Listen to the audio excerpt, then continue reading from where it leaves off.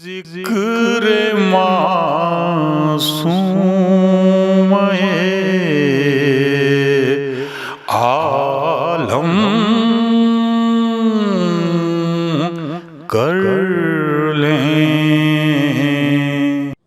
قال رسول اللہ صلی اللہ علیہ وآلہ وسلم فاطمۃ بضعۃ منی من آذاها فقد آذانی۔ صلوات بر محمد و آل محمد۔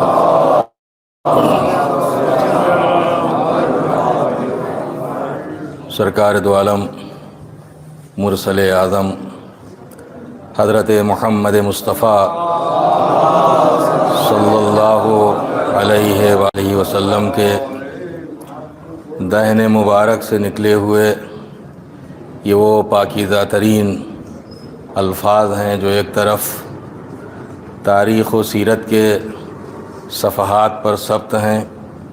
تو دوسری طرف مومنین کے دلوں پر نقش ہیں۔ پیغمبر اکرم نے اپنی پارہ جگر صدیقہ طاہرہ حضرت فاطمۃ الزہرا سلام اللہ علیہا کی عظمت کو اجاگر کرتے ہوئے ارشاد فرمایا، فاطمہ تو بضعۃ منی، فاطمہ میرا ایک ٹکڑا ہے، ایک ایسا ٹکڑا ہے جو مجھ سے ہے۔ من آذاہا، جس نے اس کو اذیت پہنچائی، جس نے اسے تکلیف دی، فقط آذانی، تو اس نے فقط فاطمہ ہی ہے بلکہ اس نے مجھے اذیت پہنچائی ہے، یعنی فاطمہ کو اذیت دینے والا حقیقت میں مجھے اذیت دینے والا ہے۔ یہ جو الفاظ پیغمبر اکرم نے اپنے اہل بیت کے لیے متعدد اور مختلف احادیث میں استعمال کیے ہیں، مثلاً امیر المومنین کے لیے آپ کا ارشاد ملتا ہے، علی منی وانا منہ، علی مجھ سے ہے اور میں اس سے ہوں۔ امام حسن کے لیے بھی یہ الفاظ ملتے ہیں، حسن منی وانا منہ، حسن مجھ سے ہے اور میں اس سے ہوں۔ امام حسین کے لیے بھی تقریباً یہی الفاظ ہیں، حسین منی، حسین مجھ سے ہے، وانا من الحسین، اور میں حسین سے ہوں۔ اسی طرح صدیقہ طاہرہ کے لیے بھی انہی الفاظ میں آپ کا تعارف کرایا گیا، آپ کو پہچانوایا گیا، آپ کی عظمت کو، آپ کی حیثیت کو دنیا کے سامنے پیش کیا گیا کہ فاطمہ تو بضعۃ منی، بضعہ بھی پڑھا گیا ہے اور بضعہ بھی پڑھا گیا ہے، دونوں اعتبار سے یہ لفظ پڑھا گیا ہے، بضعہ بھی اور بضعہ بھی۔ تو فاطمہ میرا ایک ٹکڑا ہے۔ جب ہم قرآن مجید کو دیکھتے ہیں، حقیقت میں پیغمبر اکرم نے امیر المومنین کے لیے فقط اس لیے نہیں ارشاد فرمایا کہ آپ ان کے چچا زاد بھائی اور داماد تھے، امام حسن اور امام حسین کے لیے نہیں اس لیے ارشاد فرمایا کہ وہ آپ کے نواسے تھے، صدیقہ طاہرہ کے لیے الفاظ اس لیے نہیں استعمال کی کہ وہ آپ کی بیٹی تھیں۔ حقیقت میں منیت کا ایک مقام ہے، منیت کا ایک درجہ ہے، ہر انسان کے لیے اور ہر عام و خاص کے لیے یہ لفظ استعمال کیا بھی نہیں گیا ہے۔ مخصوص جگہوں پر، مخصوص مقامات پر، مخصوص افراد کے لیے ہی یہ لفظ پیغمبر اکرم نے استعمال کیا ہے۔ مثلاً اگر ہم اصحاب پر نظر کرتے ہیں تو اصحاب میں صرف اور صرف حضرت سلمان فارسی ہی کی ایسی شخصیت ہے جن کے لیے پیغمبر نے فرمایا السلمان منا اہل البیت، کہ سلمان ہم اہل بیت میں سے ہیں۔ لیکن اس کا یہ مطلب نہیں ہے کہ جناب سلمان کی وہی منزلت اور وہی حیثیت اور وہی فضیلت ہے کہ جو اہل بیت کی ہے۔ سلمان سلمان ہیں، اہل بیت ہیں۔ جناب سلمان کی حقیقت، ماہیت، کیفیت الگ ہے، اور اہل بیت علیہم الصلوۃ والسلام کی ماہیت و کیفیت بالکل الگ ہے۔ ظاہر ہے اس کا مطلب یہ ہے کہ جناب سلمان فارسی نے اہل بیت علیہم الصلوۃ والسلام کا ایسا اتباع کیا، ایسی اطاعت کی کہ انہیں یہ منیت کی سند ملی ہے کہ السلمان منا اہل البیت۔ اور اسی لیے ہمارے بزرگ علماء نے مثال بھی دی ہے کہ اگر ایک لوہے کا ٹکڑا آگ میں ڈال دیا جائے تو چونکہ لوہے میں آگ کی حرارت کو جذب کرنے کی صلاحیت زیادہ ہوتی ہے، تھوڑی دیر کے بعد وہ لوہے کا ٹکڑا جو آگ میں پڑا ہوا ہے آپ معلوم نہیں کر پائیں گے کہ یہ لوہے کا ٹکڑا ہے یا آگ کا انگارہ ہے، تو اتنا ہی گرم ہو جائے گا، اسی اعتبار سے سرخ اور لال ہو جائے گا کہ ظاہری طور پر دیکھنے والا معلوم نہیں کر سکتا کہ یہ لوہے کا ٹکڑا ہے یا آگ کا انگارہ ہے۔ حالانکہ لوہے کی ماہیت، کیفیت، حقیقت الگ ہے اور آگ کی ماہیت و کیفیت و حقیقت الگ ہے، لیکن یہ انگارے جیسا کیوں معلوم ہو رہا ہے؟ اس لیے کہ اس کے ظرف میں صلاحیت ہے حرارت کو قبول کرنے کی۔ اسی طریقے سے ہر انسان میں یہ صلاحیت نہیں ہوتی کہ وہ بزم عصمت میں آنے کے بعد کسب فیض کر سکے، حاصل کر سکے، اسی کو اتنا ہی حاصل ہوتا جتنا اس کے ظرف میں صلاحیت ہوتی ہے۔ یہ جناب سلمان فارسی کا ظرف تھا کہ جب بزم عصمت میں آئے ہیں تو ان صاحبان عصمت سے وہ حاصل کیا کہ پیغمبر نے اعلان کر دیا کہ سلمان کوئی معمولی ہستی کا نام نہیں ہے، سلمان کسی معمولی ذات کا نام نہیں ہے، السلمان منا اہل البیت، یعنی مکمل طور پر ہمارا اتباع کرنے والا بھی ہے اور ہماری اطاعت کرنے والا بھی ہے۔ ایک صلوات بھیجے محمد و آل محمد۔ اور اب اس کے بعد جب ہم قرآن مجید پر نظر کرتے ہیں تو اس میں سب سے پہلے ہمیں سورہ ابراہیم کی 35ویں آیت ہے، جس میں حضرت ابراہیم بارگاہ الہی میں عرض کر رہے ہیں کہ رب، یہ آیت نمبر 36 ہے کہ رب انہن اضللن کثیرا من الناس، کہ پالنے والے ان بتوں نے بہت سے لوگوں کو گمراہ کر دیا ہے، بھٹکا دیا ہے۔ یہ خود اپنے ہاتھوں سے ان بتوں کو بناتے ہیں، پھر انہی بتوں کے سامنے سجدہ کرتے ہیں، پھر انہی بتوں کے سامنے گڑ گڑاتے ہیں، انہی کے سامنے ہاتھ جوڑ کر کھڑے ہوتے ہیں۔ یہ ایسے بت نہ ان کی کوئی فریاد سننے والے ہیں، نہ یہ دیکھ سکتے ہیں، نہ سن سکتے ہیں، نہ سمجھ سکتے ہیں، لیکن یہ اپنی عقل سے کام لینے والے نہیں ہیں۔ اگر یہ واقعاً اپنی عقل سے کام لینے والے ہوتے تو ان بے جان چیزوں کے سامنے یہ سجدہ نہ کرتے، ان بے جان چیزوں کے سامنے یہ ہاتھ جوڑ کر کھڑے نہ ہوتے، ان بے جان چیزوں کے سامنے جا کر یہ گڑ گڑاتے نہیں، پھر انہیں اپنے ہاتھ سے بناتے ہیں اور انہی کو پوجنے لگتے ہیں، انہی کو پوجنے لگتے ہیں۔ لہٰذا ان بتوں نے بہت سارے لوگوں کو، اکثریت کو گمراہ کر دیا۔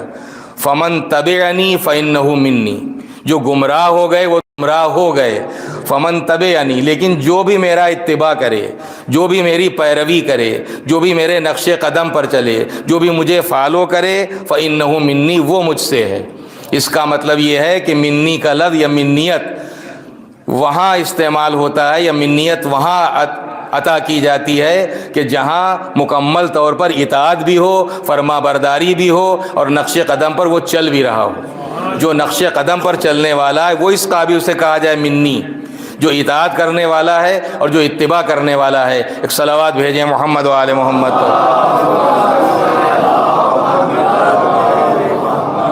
اسی طریقے سے سورہ بقرہ کی آیت نمبر 249 ہے، جس میں جناب طالوت جب لشکر لے کر چلے ہیں، فلما فصل طالوت بالجنود، جب جناب طالوت جالوت سے ان کا مقابلہ ہوا، قرآن مجید میں پورا واقعہ موجود ہے کہ جس وقت جناب طالوت لشکر لے کر چلے ہیں، قال، تو انہوں نے کہا، ان اللہ مبتلیکم بنہر، اپنے لشکر والوں سے جناب طالوت نے کہا کہ دیکھو اللہ ایک نہر کے ذریعے تمہارا امتحان لینے والا ہے، تمہاری آزمائش کرنے والا ہے۔ ان اللہ مبتلیکم، بے شک اللہ تمہارا امتحان لینے والا ہے، بنہرین، ایک نہر کے ذریعے۔ فمن شرب منہ، جو بھی اس میں سے پی لے گا، کیا نہر کا پانی، فلیس منی، وہ مجھ سے نہیں ہے۔ ومن لم یطعمہ، لیکن جو چکھے گا بھی نہیں، فإنہ منی، وہ مجھ سے ہے۔ اس کا مطلب سیدھا سیدھا کیا ہے کہ یہ منیت اسے عطا ہوتی ہے جو مکمل طور پر اطاعت کرنے والا بھی ہوتا ہے اور اتباع کرنے والا بھی ہوتا ہے، کہ جو اس نہر سے پانی پی لے گا اس کا مجھ سے کوئی تعلق نہیں ہے، وہ مجھ سے نہیں ہے۔ لیکن جو میرا اتباع کرنے والا، میری بات ماننے والا، میرا کہنا ماننے والا ہے، میرے حکم کے آگے سر تسلیم خم کرنے والا ہے، وہ مجھ سے ہے۔ اس کے بعد جس وقت سورہ برات کی تبلیغ کا موقع آیا ہے، اور آپ جانتے ہیں کہ سورہ برات کو ایک صاحب کے حوالے کیا گیا، پیغمبر نے حوالے کیا، لیکن قرآن مجید گویا پروردگار عالم نے اپنے پیغمبر کو متوجہ کیا ہے، اور اس کے بعد جو الفاظ ہیں کہ لا یبلغھا، اس کی تبلیغ کوئی بھی نہیں کر سکتا۔ یہ سورہ برات جو ہے اس کی تبلیغ کوئی نہیں کر سکتا، آپ نے جن کو بھیجا ہے ان کو واپس بلا لیجیے۔ سیدھا سیدھا مطلب تو یہی ہے کہ آپ نے جن کو بھیجا ہے ان کو واپس بلائیے۔ لا یبلغھا، اس سورے کی تبلیغ کوئی نہیں کر سکتا، اس لیے کوئی نہیں پہنچا سکتا۔ اور رجل من کا، بس وہی پہنچائے گا جو مرد ہو اور آپ سے ہو، یعنی آپ سے پورا رابطہ رکھنے والا ہو، یعنی فکری اعتبار سے بھی آپ کے ساتھ ہو، ذہنی اعتبار سے بھی آپ کے ساتھ ہو، عقائد کے اعتبار سے بھی آپ کے ساتھ ہو، اعمال کے اعتبار سے بھی آپ کے ساتھ ہو، کردار کے اعتبار سے بھی آپ کے ساتھ ہو، یعنی جیسے ہیں ویسا ہی ہو، وہ آپ کی اتباع کرنے والا بھی ہو اور آپ کی اطاعت کرنے والا بھی ہو۔ ایک صلوات بھیجے محمد و آل محمد۔ اور اسی کے بعد پیغمبر اکرم نے امیر المومنین کو آپ نے بلایا، اور اس کے بعد یہ سورہ برات کی تبلیغ کا ذمہ دار آپ نے امیر المومنین کو بنایا، اور اس کے بعد آپ تبلیغ کرنے کے لیے تشریف لے گئے۔ عرض کرنے کا مقصد یہ ہے کہ یہ صرف اگر رشتے کی بنیاد پر بھی، ظاہر ہے کہ پیغمبر پدر بزرگوار ہیں صدیقہ طاہرہ کے، اگر باپ کی حیثیت سے بیٹی کے لیے، بیٹی کی محبت میں اگر انسان کچھ کہہ رہا ہے تو یہ بھی کوئی قابل اعتراض بات نہیں ہے۔ اگر نواسوں کی محبت میں کچھ کہہ رہا ہے تو قابل اعتراض بات نہیں ہے۔ اگر بھائی اور اپنے داماد کی محبت میں کچھ کہہ رہا ہے تو قابل اعتراض بات نہیں ہے، لیکن یہ فقط محبت اور رشتے کی بنیاد پر نہیں بات کہی گئی ہے۔ یہ جو منیت کی سند عطا کی گئی ہے، چاہے وہ مولا کائنات کو عطا کی گئی ہو، چاہے امام حسن اور امام حسین کو ہو یا صدیقہ طاہرہ کو ہو، تو میں نے عرض کیا کہ منیت کی سند اس لیے ہے کہ یہی حضرات آپ کا اتباع کرنے والے اور آپ کی مکمل طور پر اطاعت کرنے والے ہیں۔ اس لیے ہے فاطمہ تو بضعۃ منی، کہ فاطمہ میرا ایک ٹکڑا ہے، فاطمہ میرا ایک ٹکڑا ہے۔ لیکن ظاہر ہے کہ اس کا مطلب یہ ہے کہ کل تو صدیقہ طاہرہ نہیں ہے، جو کل ذات ہے وہ پیغمبر اکرم کی ذات ہے، لیکن پیغمبر اکرم کا جز ہے جناب فاطمہ زہرا۔ فاطمہ تو بضعۃ منی، فاطمہ میرا ایک ٹکڑا ہے، مجھ سے ہے، یعنی مجھ سے مکمل طور پر مربوط، مجھ سے جڑا ہوا، یعنی مجھ میں اور فاطمہ میں کوئی الگاؤ نہیں ہے۔ نہ فاطمہ مجھ سے الگ ہے نہ میں فاطمہ سے الگ ہوں۔ فاطمہ میرا ایک ٹکڑا ہے، لیکن آپ جانتے ہیں کہ کل کا حکم الگ ہوتا ہے، جز کا حکم الگ ہوتا ہے، اور جب تک جز کل میں شامل رہتا ہے اس کا حکم کل ہی کا ہوتا ہے۔ مثال کے طور پر اگر ایک دریا ہے اور آپ نے ایک گلاس پانی اس دریا سے لے لیا، تو ہے تو یہ دریا ہی کی پانی، یہ جز تو ہے دریا کا، لیکن جب آپ نے اسے الگ کر لیا تو یہ جز الگ ہو گیا، وہ دریا الگ ہو گیا۔ یہ پانی دریا کا ہے، یہ جز تو ہے دریا کا، یہ ایک حصہ تو دریا کا ہے، لیکن حکم الگ ہو جائے گا۔ دریا میں کوئی نجاست پڑ جائے تو دریا کا پانی نجس نہیں ہوگا، لیکن اس گلاس میں اگر نجاست پڑ جائے تو یہ فوراً نجاست کے پڑنے سے نجس ہو جائے گا۔ اس کا مطلب یہ ہے کہ جب کل سے جز الگ ہوتا ہے تو اس کا حکم الگ ہو جاتا ہے، اور جب جز کل میں شامل رہتا ہے تو اس کا حکم الگ ہوتا ہے۔ پیغمبر اکرم نے یہ نہیں فرمایا، بلکہ پیغمبر کا فرمان یہ ہے کہ فاطمہ میرا وہ ٹکڑا جو مجھ سے ہے، یعنی فاطمہ میں اور مجھ میں جدائی ممکن ہی نہیں ہے۔ تو جب پیغمبر کل ہیں، فاطمہ جز ہیں، اور ایسا جز ہیں جو کل کے ساتھ ہیں، جو حکم کل ہوگا وہی حکم جز ہوگا۔ اگر پیغمبر قابل احترام ہیں تو صدیقہ طاہرہ بھی اسی طرح قابل احترام رہیں گی جس طرح پیغمبر قابل احترام ہیں۔ ایک صلوات بھیجیں محمد و آل محمد۔ اور ظاہر ہے کہ صدیقہ طاہرہ جناب فاطمہ زہرا سلام اللہ علیہا کی ذات گرامی اگر آپ دیکھیں تو واقعی فضیلتوں کا ایک سمندر ہے جو ٹھانٹے مار رہا ہے۔ شہزادی کی فضیلتوں کا ایک سمندر ہے، ہم جیسے حقیقت میں درک نہیں کر سکتے، اور ہمیں معرفت ہی نہیں ہے وہ معرفت جو ہونا چاہیے جناب فاطمہ زہرا کی، وہ ہم جیسوں کو نہیں ہے۔ لیکن کیا فضیلتیں پروردگار عالم نے عطا کی ہیں۔ عام طور پر بیٹے کو نعمت کہا گیا ہے، بیٹی کو رحمت کہا گیا ہے، بیٹی کو رحمت کہا گیا ہے۔ صدیقہ طاہرہ پیغمبر اکرم کی بیٹی ہیں، یعنی باعتبار رحمت پیغمبر کو ملی ہیں۔ باعتبار رحمت پیغمبر کو ملی ہیں، اور پیغمبر وہ کہ جو خود ہی رحمت ہے، اور وہ کسی عرب کے لیے فقط رحمت نہیں ہے، فقط عجم کے لیے رحمت نہیں ہے، فقط ایک عالم کے لیے رحمت نہیں ہے، اسے پروردگار نے عالمین کے لیے رحمت بنا کر بھیجا ہے۔ وما ارسلناک الا رحمت للعالمین، پیغمبر ہم نے آپ کو عالمین کے لیے رحمت بنا کر بھیجا۔ تو جو پیغمبر عالمین کے لیے رحمت بنتا ہے، اس پیغمبر کے لیے اگر کوئی سبب رحمت ذات بنتی ہے تو صدیقہ طاہرہ حضرت فاطمہ الزہرا کی ذات ہے، وہ عالمین کے لیے رحمت ہے، یہ رحمت للعالمین کے لیے رحمت ہے۔ ایک صلوات بھیجے محمد و آل محمد، ایک مرتبہ صلوات بھیج دیں محمد و آل محمد۔ اور پھر جب ہم آپ کی حیات طیبہ کا جائزہ لیتے ہیں، صدیقہ طاہرہ حیات طیبہ، تو عام طور پر سب سے پہلا جو مرحلہ ہے وہ بیٹی کی شکل میں ہوتا ہے۔ کسی بھی خاتون کا پہلا مرحلہ بیٹی کی شکل میں، دوسرا مرحلہ زوجہ کی شکل میں، اور تیسرا مرحلہ ماں کی شکل میں۔ اس پہلے مرحلے میں صدیقہ طاہرہ کا جو کردار اور پیغمبر کے ساتھ جو برتاؤ رہا ہے، اسی برتاؤ کے نتیجے میں ہی پیغمبر نے فرمایا ام ابیہا، یہ اپنے باپ کی ماں ہے۔ کیا مطلب یہ اپنے باپ کی ماں ہے؟ کیا کوئی بیٹی واقعاً سچ مچ اپنے باپ کے لیے ماں ہو سکتی ہے؟ اس لیے کہ وہ تو بیٹی ہے، بیٹی بیٹی ہوتی ہے، ماں ماں ہوتی ہے۔ لیکن حضرت فاطمہ زہرا سلام اللہ علیہا کے لیے پیغمبر اکرم کا یہ ارشاد گرامی کی فاطمہ اپنے باپ کی ماں ہے، ام ابیہا، اپنے باپ کی ماں ہے۔ شاید اس کی وجہ یہ ہوئی جو پیغمبر نے کہا کہ یہ میرے اپنے باپ کی ماں ہے، پیغمبر اکرم کی حیات طیبہ جو ہم نظر کرتے ہیں تو بصورت یتیم آپ پیدا ہوئے، باپ کو تو آپ نے دیکھا ہی نہیں۔ بصورت اس لیے کہ آپ تو اس وقت جناب عبداللہ کا انتقال ہو گیا تھا جب آپ اپنی مادر گرامی جناب آمنہ کے شکم اقدس میں تھے، تو بصورت یتیم پیدا ہوئے۔ 4 یا 5 سال کے تھے جب آپ کی مادر گرامی جناب آمنہ کا انتقال ہو گیا۔ 7 یا 8 سال کے تھے جب آپ کے دادا حضرت عبد المطلب کا انتقال ہوا۔ اس کے بعد تربیت پیغمبر میں 2 کردار ہمارے سامنے برابر کے آتے ہیں، ایک امیر المومنین کے پدر بزرگوار حضرت ابو طالب، اور دوسرے مادر امیر المومنین جناب فاطمہ بنت اسد۔ پیغمبر اکرم کی کفالت و تربیت میں جتنا حصہ امیر المومنین کے پدر بزرگوار حضرت ابو طالب کا ہے، اتنا ہی مادر امیر المومنین جناب فاطمہ بنت اسد کا بھی ہے۔ کوئی کمی نہیں رکھی جناب فاطمہ بنت اسد نے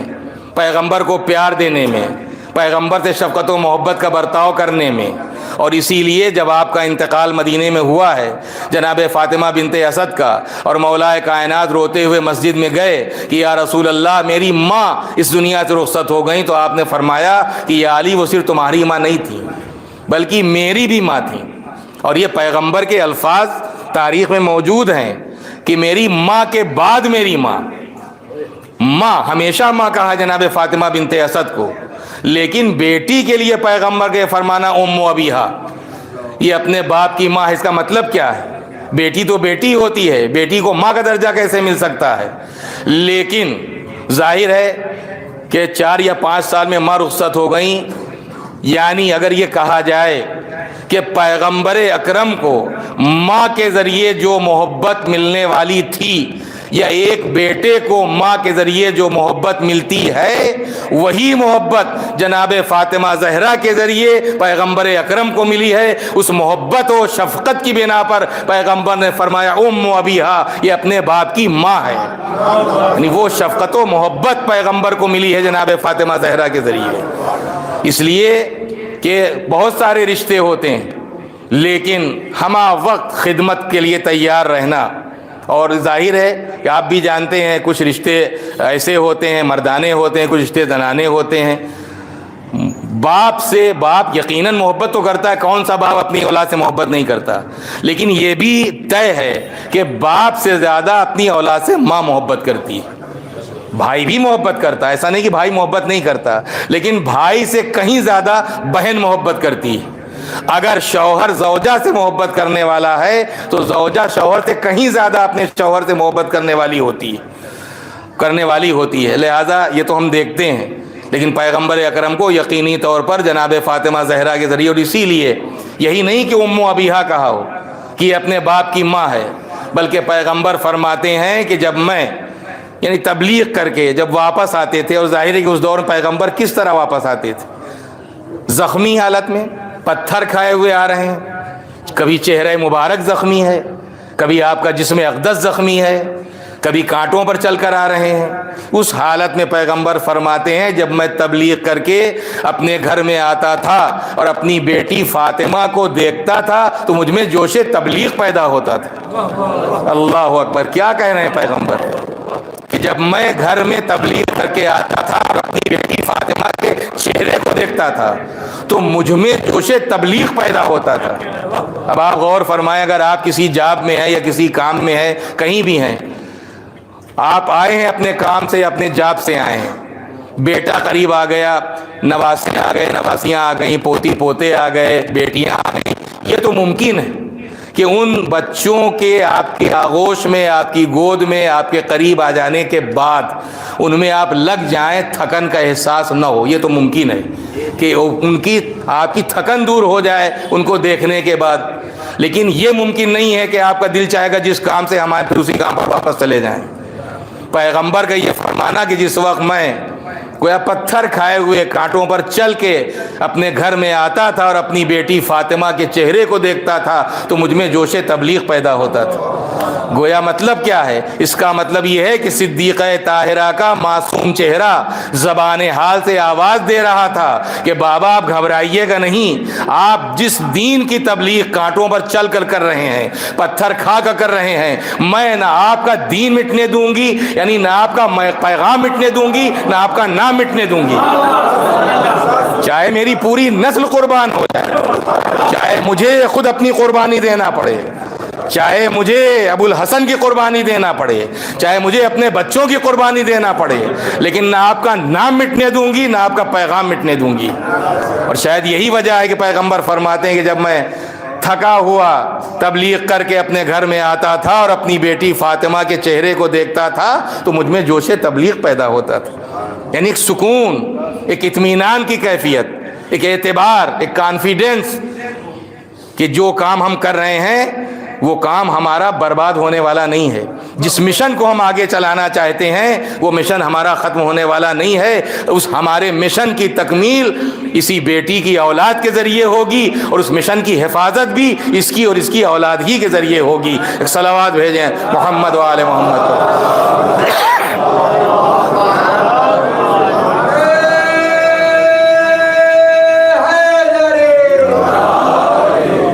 صلوات بھیجیں محمد والے محمد.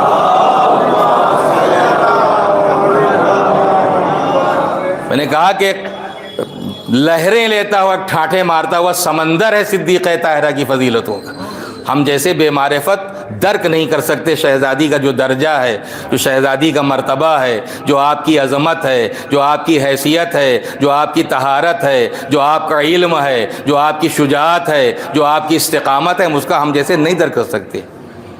درک نہیں کر سکتے. شہزادی یقیناً یعنی جو ذات ساری کائنات کی بقا کا اور خلقت کا ذریعہ بنی ہے، اس کی بقا کا ذریعہ صدیقہ طاہرہ بنی. پیغمبر اکرم کے صدقے ہی میں اور اہل بیت طاہرین کے صدقے ہی میں تو کائنات خلق کی گئی.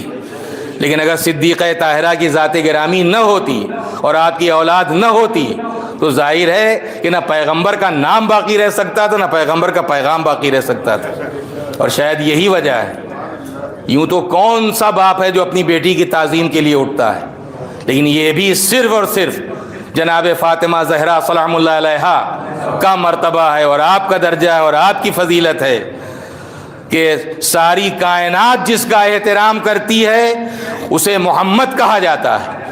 ساری کائنات جس کا احترام کرتی ہے اسے محمد کہا جاتا ہے، اور وہ محمد جس کا احترام کرتا ہے اسے فاطمہ کہا جاتا ہے. وہ محمد جس کا احترام کرتا ہے اسے فاطمہ کہا جاتا ہے۔ صحیح ترمذی میں بھی روایت موجود ہے، اور سنی ہوئی باتیں ہیں، کوئی نئی باتیں نہیں ہیں، صرف تذکر ہے، یاد دہانی ہے کہ اذا دخلت فاطمہ، جب بھی، یعنی کوئی ایک موقع ایسا نہیں، کبھی کبھار ایسا نہیں ہے کہ ہاں کبھی کبھار ایسا ہو گیا، کبھی ایک موقع پر ایسا ہو گیا، اذا دخلت فاطمہ، جب بھی جناب فاطمہ زہرا آتی تھیں، یعنی اگر دن میں 4 بار آئی ہیں تو 4 بار پیغمبر کا یہ عمل ہے،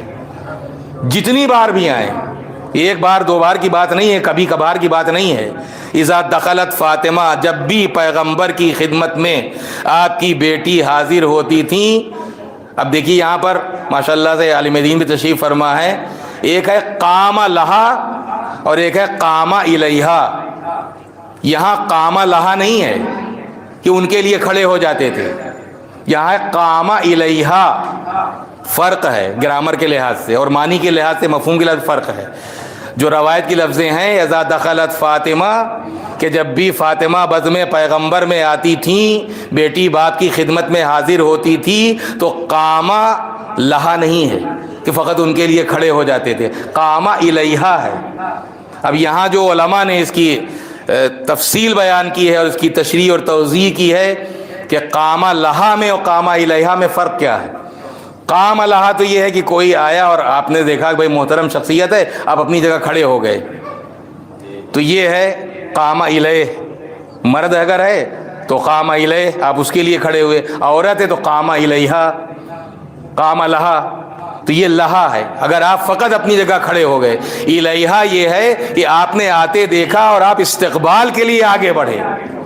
اس کا مطلب یہ ہے کہ جب بھی جناب فاطمہ زہرا بزم پیغمبر میں آتی تھیں تو پیغمبر دیکھ کر اپنی جگہ کھڑے نہیں رہ پاتے تھے، بلکہ استقبال فاطمہ کو آگے بڑھتے تھے،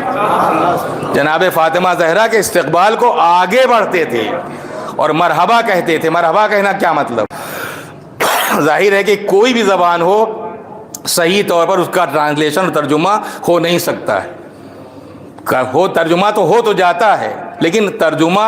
بالکل 100% صحیح ہو جائے، یعنی صحیح تو ہوتا ہے لیکن مفہوم نہیں ادا ہو پاتا۔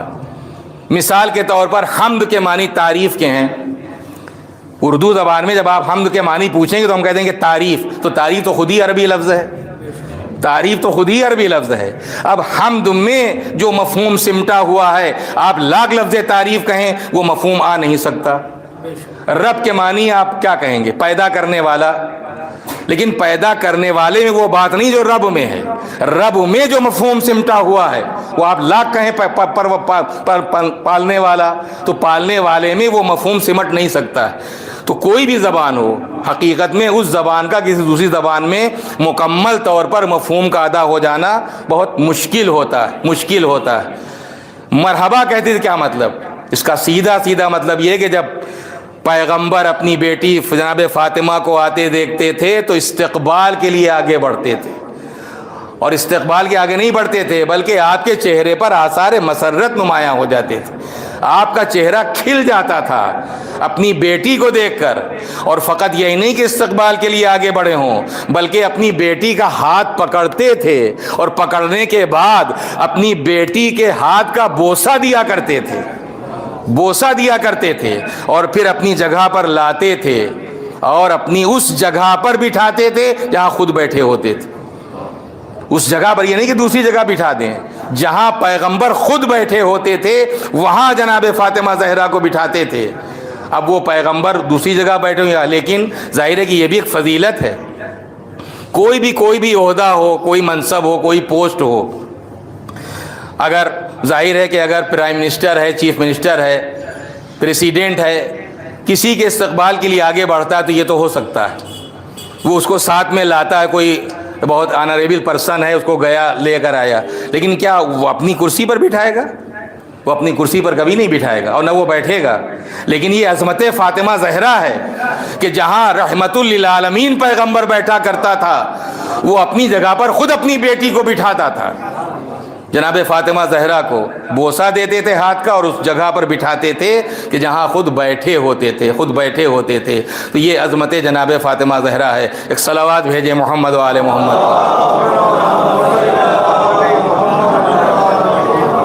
ایک مرتبہ صلوات بھیج دیں محمد و آل محمد۔ بیٹی کی حیثیت یہ ہے جناب فاطمہ زہرا کہ پیغمبر نے فرمایا کہ جب میں تبلیغ کر کے گھر میں آتا تھا اپنی بیٹی فاطمہ کے چہرے کو دیکھتا تھا تو مجھ میں جوش تبلیغ پیدا ہوتا تھا۔ اس کے بعد زوجہ کی حیثیت سے، زوجہ کی حیثیت سے ظاہر ہے کہ جہاں تک جناب فاطمہ زہرا کہ کفو کی بات ہے، پیغمبر اکرم نے خود ہی فرمایا کہ اگر نہ ہوتے تو میری بیٹی فاطمہ کا کوئی کفو نہ تھا، یعنی کوئی ہمسر نہ تھا، کوئی ہم رتبہ نہ تھا، کوئی ہم پلہ نہ تھا، کوئی برابری کرنے والا نہ تھا، کوئی ہم درجہ نہ تھا۔ تو یہ جو کفو ہے، جو عام طور پر ہمارے ہاں شادیاں ہوتی ہیں، کفو ہم بھی دیکھتے ہیں بہت زیادہ، ہمارے سادات کرام میں بھی تو کافی رائج ہیں یہ سب چیزیں، لیکن کفو کا اصل مطلب کیا ہے؟ پیغمبر نے فرمایا اگر علی نہ ہوتے تو میری بیٹی فاطمہ کا کوئی کفو نہ تھا، تو کیا نسل کے اعتبار سے، خاندان کے اعتبار سے فرما رہے ہیں؟ تو کیا خاندان بنی ہاشم میں دوسرے افراد موجود نہیں تھے؟ لیکن پیغمبر کا فرمانا کیا ہے؟ اس کا مطلب یہ کفو کا مطلب فقط نسل اور خاندان کے اعتبار سے ایک ہونا نہیں ہے، بلکہ مزاج کے اعتبار سے ایک ہونا ہے۔ امیر المومنین کے لیے پیغمبر کا یہ فرمانا کہ اگر علی نہ ہوتے تو میری بیٹی فاطمہ کا کوئی کفو نہ تھا، اس کا مطلب جو مزاج امیر المومنین ہے وہی مزاج صدیقہ طاہرہ ہے، جو ان کی پسند ہے وہی ان کی پسند ہے، جو ان کو ناپسند ہے وہ ان کو ناپسند ہے۔ اور اسی لیے شریک حیات کہا جاتا ہے، شریک حیات یعنی زوجہ زندگی میں شریک ہے، زندگی میں پارٹنر ہے اپنے شوہر کے لیے، اور شوہر پارٹنر ہے زندگی میں زوجہ کے لیے، تو شریک حیات ہے۔ لیکن فقط شریک حیات ہونا اور ہے، اور شریک مقصد حیات ہونا اور ہے۔ شریک حیات ہونا اور ہے، اور شریک مقصد حیات ہونا اور ہے۔ صدیقہ طاہرہ حضرت فاطمہ الزہرا سلام اللہ علیہا امیر المومنین علی ابن ابی طالب علیہ الصلوۃ والسلام کی فقط شریک حیات نہیں، شریک مقصد حیات ہے۔ شریک حیات ہونا اور ہے، شریک مقصد حیات ہونا اور ہے۔ ایک صلوات بھیجیں محمد و آل محمد۔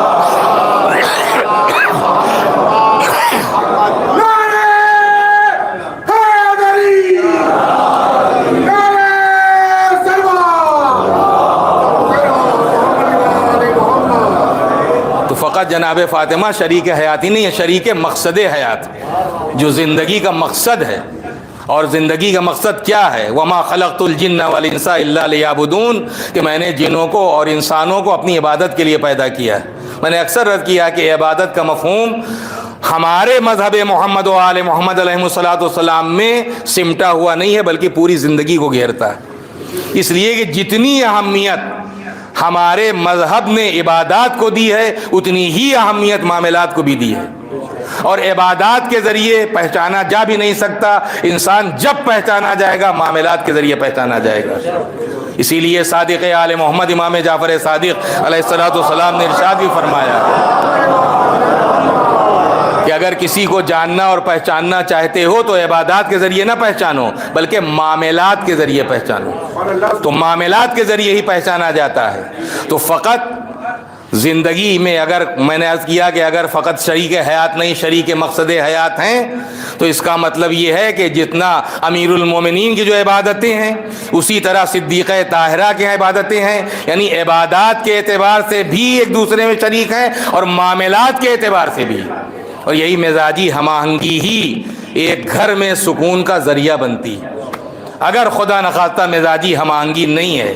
تو پھر گھر کے اندر سکون نہیں ہو سکتا۔ ان کی پسند کچھ ہے، ان کی پسند کچھ ہے، یہ کچھ کہتے ہیں وہ کچھ کہتے ہیں، یہ کچھ چاہتے ہیں وہ کچھ چاہتی ہیں، یہ مزاجی ہم آہنگی۔ اسی لیے پیغمبر نے فرمایا اگر علی نہ ہوتے تو میری بیٹی فاطمہ کا کوئی ہمسر نہ تھا، کوئی ہم رتبہ نہ تھا، کوئی ہم درجہ نہ تھا۔ جذبہ ابدیت یہاں بھی ہے، جذبہ ابدیت وہاں بھی ہے، استقامت یہاں بھی ہے، استقامت وہاں بھی ہے، شجاعت یہاں بھی ہے، شجاعت وہاں بھی ہے، ہمت یہاں بھی ہے، ہمت وہاں بھی ہے، علم یہاں بھی ہے، علم وہاں بھی ہے، فضل یہاں بھی ہے، فضل وہاں بھی ہے، کرم یہاں بھی ہے، کرم وہاں بھی ہے، شفاعت یہاں بھی ہے، شفاعت وہاں بھی ہے۔ ایک صلوات بھیجیں محمد و آل محمد۔ اگر ایک طرف گنہگار چاہنے والوں کی کا حق شفاعت امیر المومنین کو حاصل ہے تو دوسری طرف صدیقہ طاہرہ کو بھی شفاعت کا حق حاصل ہے۔ شفاعت کرنے والی یہ بھی ہیں اور شفاعت کرنے والے وہ بھی ہیں. اور اسی لیے جب ہم دعائے توسل پڑھتے ہیں تو ہر معصوم کو یاد کر کے یہی کہتے ہیں آخر میں کہ یا وجیہن عند اللہ، کہ آپ تو اللہ کے نزدیک بڑے محترم ہیں. یا وجیہن عند اللہ، اے اللہ کے نزدیک محترم، وجیہ قابل احترام. یا وجیہن عند اللہ اشفع لنا عند اللہ، کہ آپ اللہ کی بارگاہ میں ہماری سفارش فرما دیں، ہمارے شفیع ہو جائیں. ہم جب ظاہر ہے کہ ان کی مدد کے بغیر اہل بیت طاہرین علیہ الصلوۃ والسلام یا بالخصوص امیر المومنین، ان کی مدد کے بغیر نہ ہماری دنیا بننے والی ہے نہ ہماری آخرت بننے والی ہے. ان کی مدد کے ہم یہاں بھی محتاج ہیں، ان کی مدد کے ہم وہاں بھی محتاج ہیں. لیکن یہاں بھی جب ہم مدد کے لیے پکارتے ہیں یا علی مدد کہتے ہیں تو بحیثیت شفیع پکارتے ہیں کہ وہ ہماری شفاعت اس دنیا میں بھی کرنے والے ہیں اور آخرت میں بھی شفاعت کرنے والے ہیں. سفارش کرنے والے یہاں بھی ہیں، سفارش کرنے والے وہاں بھی ہیں. ایک صلوات بھیجیں محمد و آل محمد.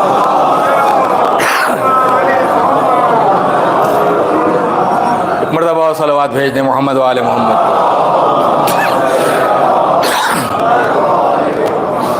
تو زوجہ کی حیثیت سے صدیقہ طاہرہ کی حیات طیبہ اور آپ کی زندگی کہ آپ فقط امیر المومنین کے لیے مقصد حیات، آپ پھر شریک حیات ہی نہیں بلکہ شریک مقصد حیات، کہ جو ظاہر ہے کہ جیسا مزاج اور جیسی طبیعت امیر المومنین کی پائی جاتی وہی مزاج صدیقہ طاہرہ جناب فاطمہ زہرا سلام اللہ علیہا کا ہے. اور پھر نسل پیغمبر اکرم یا نسل امیر المومنین کی بقا آپ ہی کی ذات اقدس کے ذریعے ہوئی. جس وقت پیغمبر اکرم کے بیٹوں میں سے ظاہر ہے کہ ایک تو قاسم، جناب قاسم ان کا انتقال ہو گیا، جناب طاہر کا انتقال ہو گیا، حضرت عبداللہ کا نام بھی آتا ہے، عبداللہ بھی ایک بیٹے کا نام آتا ہے، ان کا طیب کا نام آتا ہے. اب اس میں شاید اختلاف ہے کہ طیب اور عبداللہ ایک ہی تھے، الگ بہرحال 3 یا 4 جو بیٹے مکے کی بات، جب مکے میں انتقال ہو گیا بیٹوں کا اور آخری بیٹے کا انتقال ہوا اور پیغمبر اپنے بیٹے کو دفن کر کے واپس آ رہے ہیں. دیکھیے جو زخم تلوار کے ذریعے، تیر کے ذریعے، چاقو کے ذریعے، کسی بھی ذریعے سے لگایا جائے وہ زخم تو بھر جاتا ہے، لیکن جو زبان کے ذریعے زخم لگایا جاتا ہے یہ اول تو جلدی بھرتا نہیں ہے، بہت جلدی مندمل نہیں ہوتا، بھرتا نہیں ہے. جس وقت پیغمبر اپنے فرزند کو دفن کر کے آ رہے ہیں اسی وقت عاص بن وائل یہ آگے بڑھا، اور چونکہ اب ظاہر ہے کہ ایک باپ اپنے بیٹے کو، جس کے جو 3 بیٹوں کو دفن کر دے، چوتھا بیٹا دفن کر کے آ رہے ہیں، اب اس کے بعد کوئی بھی نہیں ہے پیغمبر کے یہاں. یہ عاص بن وائل آگے بڑھتا ہے اور اس کے بعد طنز کرتا ہے کہ اب تو یہ ابتر ہیں، نسل ختم ہو گئی ان کی، کوئی بیٹا نہیں ہے، جو آخری تھا وہ بھی مر گیا، وہ بھی دفن کر کے آ رہے ہیں. یہ سب پیغمبر کے منہ پر کہا جا رہا ہے، پیغمبر کے منہ پر کہا جا رہا ہے کہ ان کی نسل ختم ہو گئی، دین ہی ختم ہو جائے گا. کون ہے دین کو باقی رکھنے والا؟ نسل ہی ختم ہو گئی، یعنی اولاد ہی نہیں ہے. لیکن ایک بات تو کم سے کم یہ عاص بن وائل نے جو بات کہی ہے اس سے ایک بات کا تو اندازہ لگتا ہے کہ دشمن صحیح، لیکن اس دشمن کو بھی اندازہ ہے کہ اگر ان کا دین قائم رہے گا تو اصحاب کے ذریعے قائم نہیں ہوگا، اولاد ہی کے ذریعے قائم ہوگا. ان کے دین کو جو بقا ملے گی وہ ساتھیوں اور اصحاب کے ذریعے ملنے والی نہیں ہے بلکہ اولاد ہی کے ذریعے ملنے والی ہے. تبھی تو وہ طنز کر رہا تھا کہ اب تو ان کی نسل ہی ختم ہو جائے گی، ان کے تو سارے بیٹے ختم ہو گئے، یہ آخری بیٹے کو دفن کر کے آ گئے. اور اسی کے بعد جو سورہ نازل ہوا ہے جسے سورہ کوثر کہا جاتا ہے، جس میں اللہ نے اپنے حبیب کی دلجوئی کی ہے، دل رکھا ہے، دل بڑھایا ہے، گویا قیامت تک کے لیے ایک ضمانت دے دی ہے کہ میرے حبیب گھبراؤ نہیں، یہ جو طنز کر رہے ہیں، یہ جو تمہارے دشمن بنے ہوئے ہیں، یہ جو تمہارے دین کے خاتمے کے لیے درپے ہیں، کوششیں کر رہے ہیں، یہ ختم ہو جائیں گے، ان کی نسلیں ختم ہو جائیں گی، کوئی ان کا نام لیوا نہیں رہے گا، لیکن آپ کا نام بھی باقی رہے گا اور آپ کا پیغام بھی باقی رہے گا. اِنَّا أَعْطَيْنَاكَ الْكَوْثَرَ کہ پیغمبر ہم نے آپ کو کوثر عطا کیا ہے۔ ہمارے جتنے بھی شیعہ مفسرین ہیں ان سب نے، کسی نے یہ نہیں کوئی دوسری تفسیر اگر ہے بھی، لیکن سب نے تقریباً کوثر سے مراد خیر کثیر، کہ یہاں کوثر سے مراد ہے خیر کثیر، کہ پیغمبر ہم نے آپ کو خیر کثیر عطا کیا ہے۔ اور اس خیر کثیر سے مراد صرف اور صرف صدیقہ طاہرہ حضرت فاطمہ الزہرا سلام اللہ علیہا کی ذات گرامی، یعنی نسل پیغمبر کی بقا کی ذمہ داری اگر پروردگار عالم نے کسی ذات کو عطا کی ہے اور نسل پیغمبر اگر کسی ذات کے ذریعے باقی رہی ہے تو وہ صرف اور صرف جناب فاطمہ زہرا کی ذات گرامی ہے۔ ظاہر ہے کہ ہم تو اسی بات کو تسلیم کرتے ہیں تاریخی اعتبار سے کہ جناب فاطمہ زہرا کے علاوہ پیغمبر کی کوئی بیٹی نہیں تھی، ہمیں یہی تسلیم ہے، ہم اسی کو قبول کرتے ہیں کہ حضرت فاطمہ زہرا کے علاوہ پیغمبر کی کوئی بیٹی نہیں تھی۔ لیکن اگر تھوڑی دیر کے لیے مان بھی لیجئے کہ بیٹیاں تھیں تو دنیا بتائے ان کی نسلیں کہاں ہیں، ان کی اولادیں کہاں ہیں؟ یعنی نسل پیغمبر کی بقا اگر ہوئی ہے، باقی ہوئی ہے، نسل پیغمبر باقی رہی ہے تو وہ فقط جناب فاطمہ زہرا کی ذات گرامی ہے اور کوئی بھی نہیں ہے۔ اگر تھوڑی دیر کے مان بھی لیا جائے کہ ہاں 4 بیٹیاں تھیں، لیکن ان بیٹیوں کی نسل کہاں ہے، وہ کہاں ہیں، ان کی اولاد کہاں ہے، ان کی نسلیں کہاں ہیں؟ لیکن جناب فاطمہ زہرا کی نسل الحمدللہ آج پوری دنیا میں پھیلی ہوئی ہے، اور یہ وہی ہے جو پروردگار عالم نے اعلان کر دیا تھا کہ اِنَّا أَعْطَيْنَكَ الْكَوْثَرَ، پیغمبر ہم آپ کو خیر کثیر یعنی آپ کی نسل میں کثرت عطا فرمائیں گے، اور وہ کثرت نسل فقط اور فقط جناب فاطمہ زہرا کے ذریعے حاصل ہوئی ہے۔ صلوات بھیجیں محمد و آل محمد۔ فَصَلِّ لِرَبِّكَ وَانْحَرْ، پس آپ فصل لے، پس آپ نماز پڑھیے، لربک اپنے رب کے لیے، وانحر اور قربانی دیجیے۔ ان شانئک هو الابتر، یقیناً جو آپ کا دشمن ہے وہی ابتر ہے، جو آپ کا دشمن ہے وہی ابتر ہے، اسی کی نسل ختم ہو جانے والی ہے، اسی کا کوئی نام لیوا نہیں رہے گا، اس کی نسل کا ایک فرد بھی دنیا باقی نہیں رہے گا۔ یہ جو آپ کو ابتر کہہ رہے ہیں تو آپ تو ابتر نہیں رہیں گے، ہم ضمانت لیتے ہیں کہ ہم آپ کو ابتر ہونے نہیں دیں گے، ہم آپ کو ایسی بیٹی عطا فرمائیں گے جو آپ کی نسل کی بقا کی ضمانت دار بن جائے گی، ضامن بن جائے گی۔ فصل لربک وانحر ان شانئک هو الابتر، آپ ہی کا دشمن جو ہے وہ ابتر ہے، یعنی اسی کی نسل ختم ہو جانے والی ہے، نہیں رہے گا، اس کا نام و نشان نہیں، اس کا نام رہے گا اور نہ اس کا پیغام رہے گا۔ لیکن اس سلسلے میں مفسرین نے ظاہر ہے کہ جہاں خیر کثیر مراد لیا اور پھر کوثر سے مراد بہت سارے اقوال، کسی نے کہا کہ کوثر سے مراد حوض ہے، کسی نے کہا کوثر سے مراد نہر ہے، کسی نے کہا کوثر سے مراد علماء ہے، اور ایک یہ قول یہ بھی لکھا گیا کہ ہاں کوثر سے مراد اولاد ہے، اولاد ہے۔ لیکن چاہے حوض مراد ہو یا علماء مراد ہوں یا نہر مراد ہو، ظاہر ہے کہ جب یہ کہا جا رہا ہے کثرت اور پھر اِنَّ شَانِئَکَ هُوَ الْأَبْتَرُ، تو آخری آیت سے پہلی آیت کو بہرحال ملانا پڑے گا، ورنہ مطلب بنتا ہی نہیں ہے کہ اگر علماء مراد بھی کیا مطلب اِنَّ شَانِئَکَ هُوَ الْأَبْتَرُ، کہ آپ کا دشمن جو ہے وہ نسل بریدہ ہے، اس کی نسل ختم ہو جانے والی ہے۔ نہر اگر مراد ہے تو کیا مطلب اِنَّ شَانِئَکَ هُوَ الْأَبْتَرُ، حوض مراد ہے تو کیا مطلب ہے اِنَّ شَانِئَکَ هُوَ الْأَبْتَرُ۔ یہ جو آخر میں ہے کہ اِنَّ شَانِئَکَ هُوَ الْأَبْتَرُ، کہ آپ کا دشمن ہی ختم ہو جانے والا ہے، ابتر یہ ہے، اس کی نسل ختم ہو جانے والی ہے، اس کا مطلب پہلی آیت کا سیدھا سیدھا مطلب یہ ہے کہ آپ کی نسل باقی رہنے والی ہے، آپ کے دشمن کی نسل ختم ہونے والی ہے۔ ایک صلوات بھیج دیں محمد و آل محمد پر، صلوات بھیج دیں محمد و آل محمد۔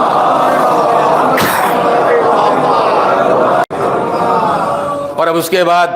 ظاہر ہے کہ جیسا کہ علماء نے بیان کیا اور آپ سنتے بھی رہتے ہیں، فخر الدین رازی کا نام یقیناً آپ نے سنا ہوگا، علماء اہل سنت میں، مفسرین اہل سنت میں ایک جانا پہچانا نام ہے فخر الدین رازی۔ ان کی تفسیر ہے تفسیر کبیر،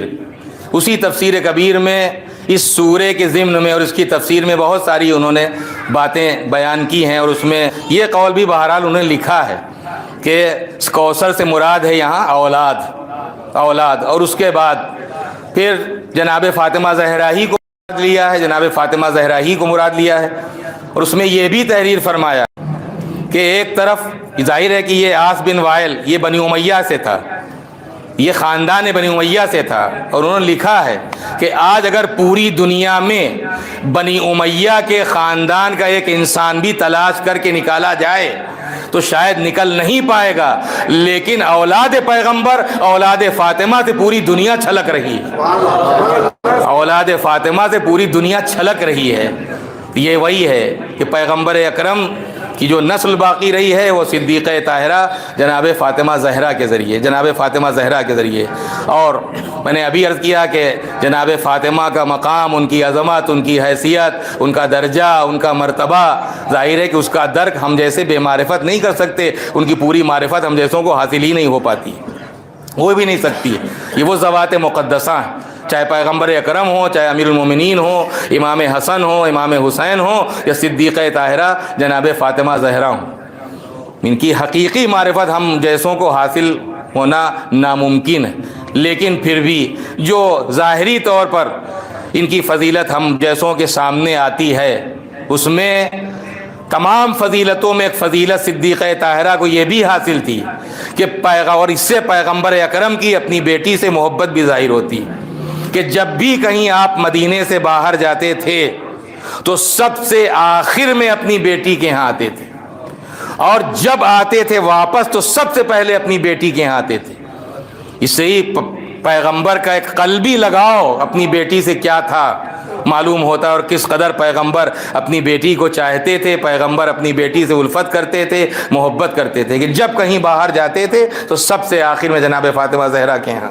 اور جب بھی واپس آتے ہیں تو سب سے پہلے جناب فاطمہ زہرا کی۔ جس وقت آیت تطہیر نازل ہوئی ہے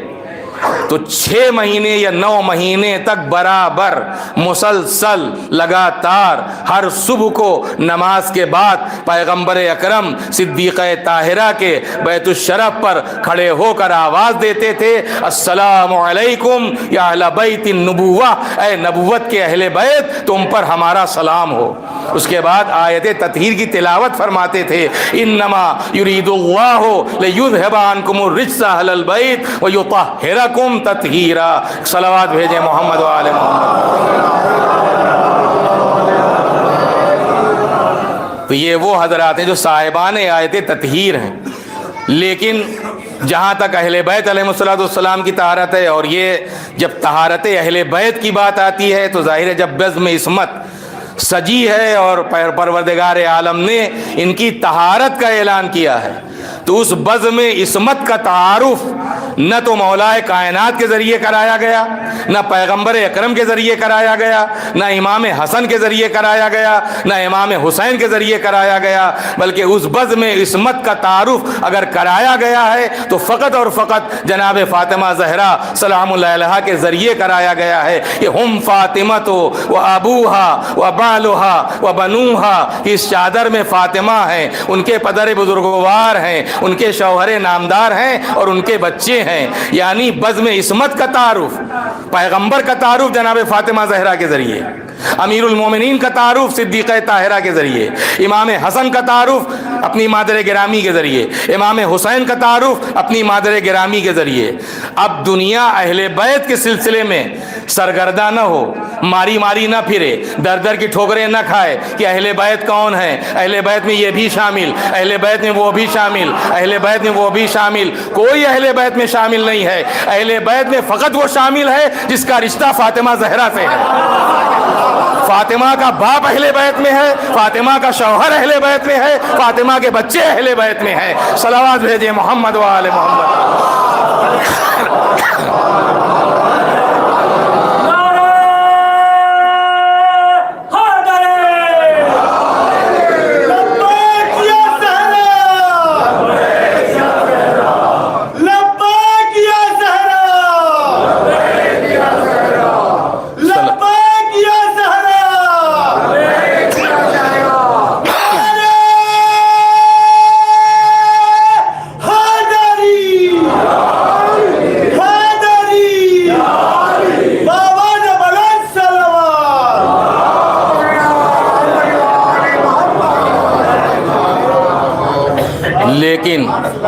ظاہر ہے کہ ایسی عظیم المرتبت بیٹی پیغمبر کی، ارے کم سے کم اگر جناب فاطمہ زہرا کی عظمت اس امت کے پیش نظر نہیں تھی یا بھلا دیا تو کم سے کم پیغمبر کی عظمت کا تو خیال کیا جاتا، پیغمبر کی حرمت کا خیال کیا جاتا کہ پیغمبر اپنی بیٹی کے ساتھ کیا برتاؤ کرتے تھے، پیغمبر نے اپنی بیٹی کے لیے کیا کہا ہے۔ لیکن تاریخ گواہ ہے، خدا کی لعنت ہو ان تمام لوگوں پر جنہوں نے حضرت فاطمہ زہرا کو ستایا ہے، جنہوں نے صدیقہ طاہرہ کو اذیت پہنچائی ہے، کہ ابھی کوئی تو آتا پیغمبر کی وفات کے بعد کہ بی بی ہم تعزیت دینے کے لیے آئے ہیں، ہم پرسہ دینے کے لیے آئے ہیں، شہزادی آپ گھبرائیے گا نہیں، اگر آپ کے بابا رخصت ہو گئے ہیں تو دیکھیے آپ کے بابا کے کتنے چاہنے والے موجود ہیں۔ لیکن کوئی تعزیت دینے کے لیے، کوئی پرسہ دینے کے لیے، کوئی تسلی دینے کے لیے چند لوگ آئے ہوں گے جو خاص الخاص تھے، لیکن عام طور پر بات ہو رہی، اگر کوئی آیا ہوتا تو ابھی پیغمبر کا کفن بھی میلا نہ ہونے پایا تھا کہ صدیقہ طاہرہ کی یہ فریاد مدینے کے فضا میں گونج رہی تھی کہ صبت علیہ مصائب لو انہا صبت علیہ میں سرن لیالیا، کہ بابا آپ کے بعد تو ایسی مصیبتیں پڑی ہیں کہ اگر یہ مصیبتیں دنوں بھر پڑتی تو اندھیری راتوں میں تبدیل ہو جاتے، وہ اندھیری راتوں میں بدل جاتے۔ خود امیر المومنین نے فرمایا ہے کہ حیات پیغمبر اکرم میں بھی میرے امتحانات ہوئے، بدر امتحان تھا، احد میں ایک امتحان تھا، خیبر میں امتحان تھا، خندق میں امتحان تھا، کہ حیات پیغمبر میں بھی میرے امتحانات ہوئے اور پیغمبر کی زندگی کے بعد بھی میرے امتحانات ہوئے۔ پہلا امتحان اس وقت ہوا جب پیغمبر کا جنازہ میری نظروں کے سامنے تھا اور میں دیکھ رہا تھا کہ آخر یہ مسجد کا مجمع کہاں چلا گیا ہے، اتنی مظلومی کے ساتھ پیغمبر دفن کیے گئے، اس کے اتنے کلمہ گو۔ اور اس کے بعد فرماتے ہیں دوسرا امتحان اس وقت لیا گیا جب زہرا کے گھر میں آگ لگی ہوئی تھی۔ خدا کی لعنت ہو، اللہ کا عذاب نازل ہو ان تمام لوگوں پر، اور خاص طور پر اس شخص پر کہ جو اذیت زہرا کا سبب بنا ہے، جس نے جناب زہرا کو ستایا ہے، جس نے جناب زہرا کو رلایا ہے، جس نے جناب زہرا کو بے قرار کیا ہے، جس نے جناب زہرا کو جھٹلایا ہے۔ پیغمبر نے یہ نہیں فرمایا تھا، یہی فرمایا تھا من آذا فقط آذانی، اس نے اسے اذیت پہنچائی اس نے مجھے اذیت پہنچائی۔ یہ فاطمہ کو اذیت پہنچانے والا فقط جناب فاطمہ زہرا کو اذیت پہنچانے والا نہیں ہے، یہ دشمن زہرا بھی ہے، دشمن رسول بھی ہے، اور جب دشمن رسول ہے دشمن خدا بھی ہے۔ نہ اس کا خدا سے کوئی رشتہ ہے، نہ اس کا رسول سے کوئی رشتہ ہے، اور نہ اس کا معصومہ سے کوئی رشتہ ہے، کوئی رشتہ ہے۔ فرماتے ہیں کہ ٹھیک پیغمبر کی وفات کے تیسرے دن میرا امتحان لیا گیا جب زہرا کے گھر میں آگ لگی ہوئی تھی۔ میری سمجھ میں نہیں آ رہا تھا، میں اگر تلوار اٹھاتا ہوں تو میرے بچے قتل کر دیے جاتے، میرے بچے قتل کر دیے جاتے، مجھے سمجھ نہیں میں کیا کروں۔ ظاہر ہے امیر المومنین کی تلوار میں کہیں زنگ نہیں لگ گیا تھا اور نہ بازوں کی طاقت کہیں چلی گئی تھی، لیکن صرف مصلحت تھی، دین بچانا تھا، اپنے کو قربان کر کے دین بچانا تھا، لہذا آپ نے صبر کیا ہے۔ اور خود پیغمبر وصیت کر بھی گئے تھے، پیغمبر ان حالات کی اطلاع دے کر بھی گئے تھے، لہذا لیکن آپ سوچیں کہ کس قدر صبر آزما منزل تھی امیر المومنین کے لیے۔ اور اس کے بعد جس وقت دروازے پر آگ اور لکڑیاں جمع کی گئیں اور آواز دی گئی کہ ابو الحسن کو نکالو اور اس گھر میں ہم آگ لگا دیں گے،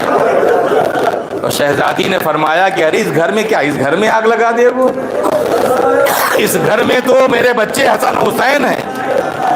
یعنی کیا تم اس گھر میں آگ لگا دو گے جس میں تمہارے نبی کی اولاد موجود ہے، تمہاری نبی کی عطرت موجود ہے؟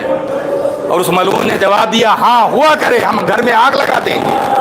ہم گھر میں آگ لگا دیں گے۔ اس کے بعد اب آگ لگائی گئی، جلتا جب دروازہ جلنے لگا تو ایک ٹھوکر ماری گئی،